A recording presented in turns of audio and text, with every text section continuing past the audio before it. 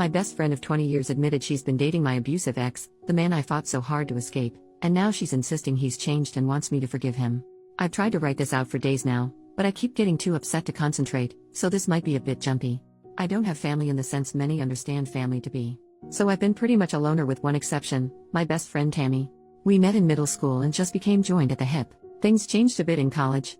My parents forced me into a Christian out-of-state college. Tammy applied and got accepted to the other college in the town, so we both went out there and were roommates for 2 of the years before I met my first ever boyfriend. I will call him Trent. I moved in with him the end of junior year, and I don't know when it started happening, but he went from charming and affectionate to controlling. I don't wish to upset anyone, so I will hit the pause button and warn you that below is some of the things he did for me to label him abusive. He would put me down and hint he could find someone better, or that if he cheats, it will be my fault since I wasn't this or that enough. It started to get physical senior year. At first it was him pushing me out of the way if he was walking by and I was in the path for whatever reason, then he would slap me in arguments calling me worthless, a waste of his time and young years, a broken toy no one will love. I didn't have any real self-esteem, so I stayed, thinking I was the problem, and when I called home about it, I was told that the problem was me. I started to make my exit plan the day after I graduated. He had proposed, and I hesitated, and he screamed at me to ask why, then he swung and punched the wall right next to my head. I fell to the floor in fear, and he tried to comfort me and basically forced me into being intimate. When I woke up the next morning, the ring was on my finger, and he forced me again and later called it makeup sex, saying he forgave me for the way I treated him. That is the extremely short explanation, but there are so many stories of him forcing me into bed, laying his hands on me or threatening to unalive me, and more. So, I started to make a plan. I found a shelter in the city nearby. I started hiding things in the trunk of my car. I was in the service industry then, and so I would take more shifts whenever I could and hide my cash tips in a box of tampons in my purse. And I finally was ready and left him, left my phone. I had a new cheap one, and never went back. Tammy knew him and lived near us, but she didn't know about my plan. She messaged me on social media and I told her what happened. All of what happened. So she played dumb when he came around asking where I was, spinning the story that I was suicidal and he is calling the police to find me. He never found me. That was years ago. I am now 36 and Tammy is too. Trent is 38. Tammy became a bit religious, but I told her as long as she is happy and safe, I don't care what she leans on in faith. She started to invite me out to her church 4 years ago, and I kept saying no until I very firmly said if she brought it up again, I would just walk out or hang up. I'm not against anyone believing what they want, I just don't want or need to be sucked into it. I honestly do not mean any offense to anyone of any faith. I myself am just agnostic, and if that ever will change, I will decide on my own, but I doubt it will. She got a job 2 years ago overseas. I acted excited for her but I was also deeply devastated. Without her, I had no one else. By this time, I wasn't in contact much with family, and I do have surface-level friends, but no one that's known me in the real sense. I worked it out with my counselor and just carried on. We stayed in touch online and video chatted a lot. She would show me London and I would show her my transition to moving to Texas. We would chronicle our explorations of our new cities, and then one day it started to slow down on her end right around the time she went to visit a friend in our old college town. She then asked if she flew to Texas sometime this summer, could she stay with me a few days, and I excitedly agreed. So early this month, just a few weeks ago, she came here. She was off the whole first day, but I figured she was tired. Then the next day, we went out and got drunk. She started to cry and I got us an Uber back to my place and asked her what was wrong. That's when she asked me not to hate her and told me everything. She's with Trent. She's been with him almost a year. I was too stunned to even say anything, and she went on and on about how it's not what I think and he has changed. She told me he found Jesus and turned his life around and deeply regrets the way he treated me. The more she talked, the more I just shut off. I didn't even have it in me to feel anger. I just stared at her frozen as she talked until she said, please just say something. So I did.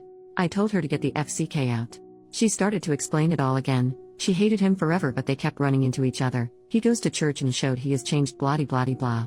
I didn't interrupt her, but when she stopped talking again, I just repeated myself. She argued more, and I would just listen and repeat until she grabbed her stuff and left. It was silent between us for a week until my dad texted me that Tammy called my parents crying and told me to get over myself. After all, it's not like I wanted to get back with him, right? And that's what I get for living with a man I wasn't married to. Then she texted the next week rehashing her argument and pretty much demanding I video chat with him to see for myself that he's changed and forgive him. She then blamed me that they can't take the next steps in their relationship because I don't have a forgiving heart and that I was malicious when I kicked her out. I've spent all of this week trying to figure out if I am insane to think this is a huge betrayal. A deal breaker. I mean, who even dates their friend's ex, for one, but this? I blocked her after she hinted that my version of things was exaggerated and malicious, but I don't have other friends to turn to about this. I don't think I am, but and her family thinks I am the jerk, at least for kicking her out in a strange city alone when she was just being honest with me. Am I?